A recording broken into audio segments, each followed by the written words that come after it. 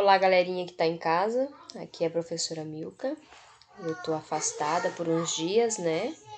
Pela questão da gravidez. Mas eu estarei com vocês aqui em casa e a prof. Ana Maria estará com vocês aí na sala. Então, a gente vai trabalhar em conjunto. Hoje, então, ela trabalhou com vocês na sala. A página 242 até a página 246. E nós vamos trabalhar aqui comigo agora, para quem está em casa, igual eu, para quem está na escola, na presencial. Então, vamos lá, meus amores, vamos trabalhar. Estamos aí na nossa apostila, ó. Certo? A gente vai falar um pouquinho mais sobre a Europa, né? Agora a gente vai falar sobre os aspectos econômicos da Europa, tá? Então, é muito interessante ressaltar, assim como eu já tinha ressaltado com vocês na sala de aula, que a Europa é historicamente muito importante para o mundo, né? Por isso tem aquela visão eurocêntrica, certo? Por quê? Porque a maioria dos países do mundo foram colonizados ou tiveram ajuda europeia para serem colonizados. Então, historicamente, ela é conhecida como o berço, né, das civilizações, tá? Por isso ela é tão importante, certo? E a gente vai falar um pouquinho sobre essas questões econômicas agora. A gente sabe muito bem que a Europa, né, não é um país emergente, claro que não, certo? Mas que economicamente, né, fazendo aí divisa continental com a China, né, com o continente asiático, a prof sempre falou na sala para vocês que a Europa, ela tem essa historicidade, mas que em relação à economia, o continente asiático ele é muito mais desenvolvido economicamente. E a gente vai falar um pouquinho sobre isso então, tá? Então, a gente vai estudar as questões econômicas, né? Relembrar um pouquinho do passado político do século XX aí da Europa, os conceitos de financiarização e globalização. Vamos falar um pouquinho sobre a União Europeia, os acordos comerciais e políticos, né, relativos a ela. E a gente vai pensar um pouquinho agora na Europa como um continente rico, mas diferente dos demais, né? Então, assim, existem muitas diferenças dentro do continente europeu, né? Diferenças econômicas. Então, a gente vai falar sobre isso. Vamos lá, então.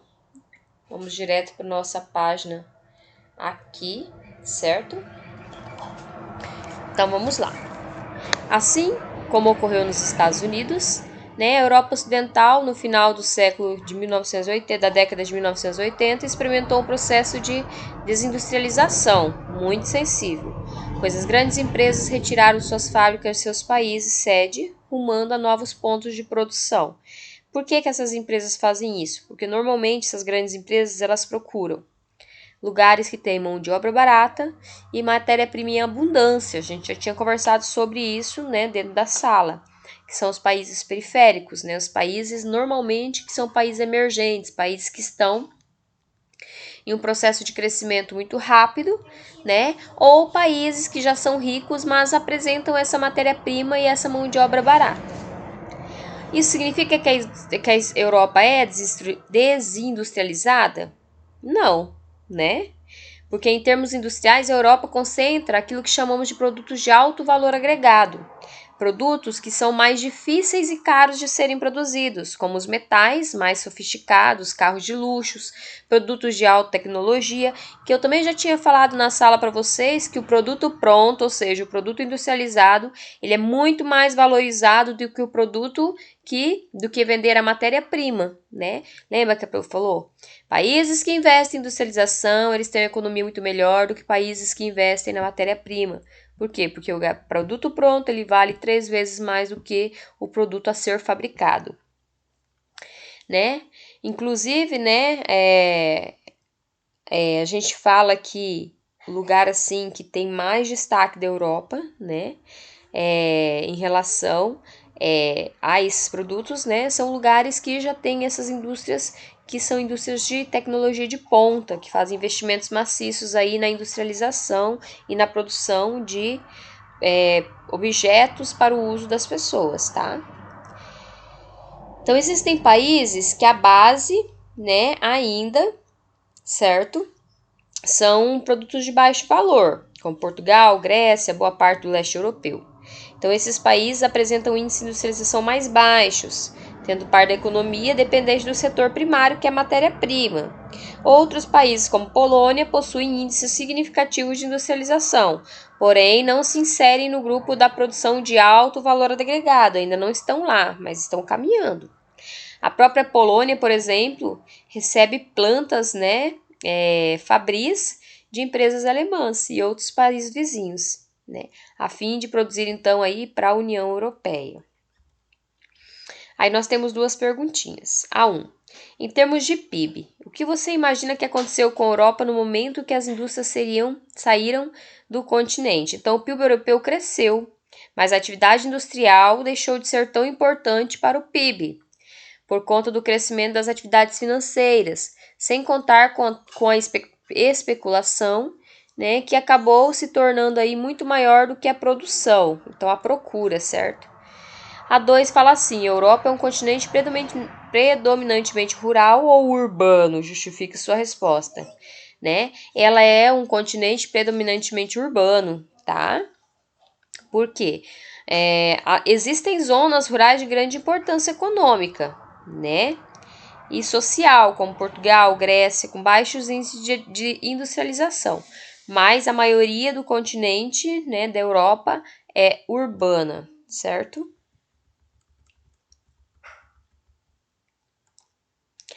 A industrialização europeia.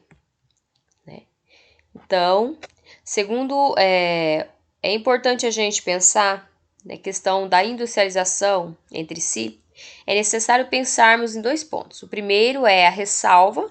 Quando pensamos e falamos da Europa, temos a impressão de que se trata de todo um continente composto de países ricos, que é uma mentira.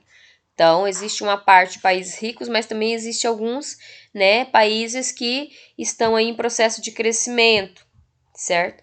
E isso não é, então, não é toda a Europa que existe somente países ricos. Existem países ricos e existem países em crescimento. O segundo ponto é pensar no processo de industrialização europeu, Esse processo, então, começa no século XVII, com a Revolução Industrial Inglesa, que há uma substituição do trabalho artesanal pela produção em larga escala através dos maquinários a vapor. Isso modificou, então, a estrutura urbana inglesa por conta das fábricas, da necessidade de muita mão de obra. A Revolução Industrial do século XVIII começa, então, a espalhar-se pela Europa Ocidental, pela França, e no início do século XIX há plantas fabris na Europa Ocidental, na Prússia, por exemplo. Então, você viu que as revoluções industriais elas foram fundamentais para o crescimento europeu.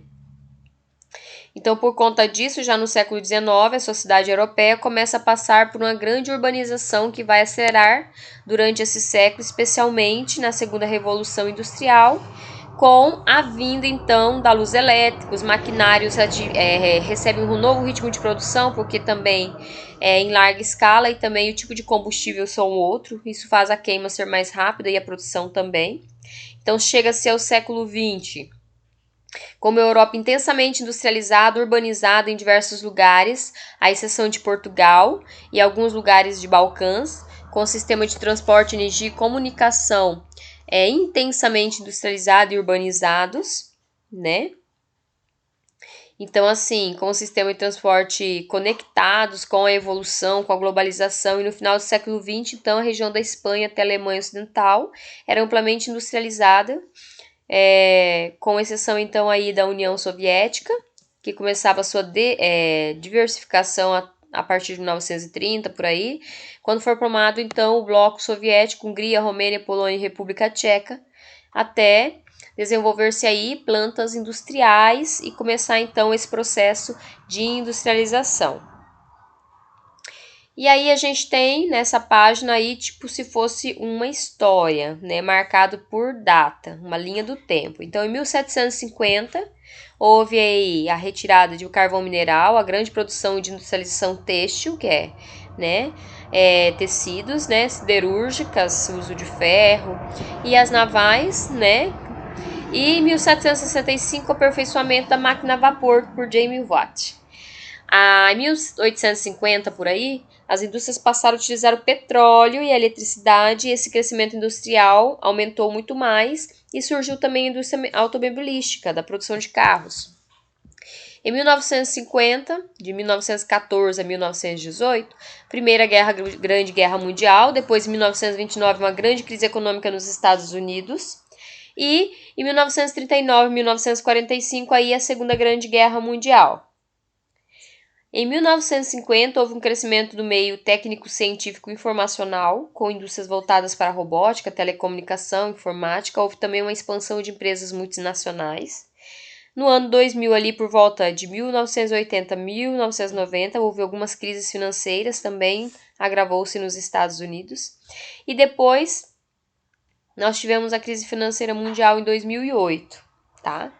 Então, assim, hoje a nossa aulinha é até essa página. Um grande abraço para vocês, um beijinho da Prof. Milka. Que vocês tenham podido entender um pouco o conteúdo. Beijinho e até a próxima.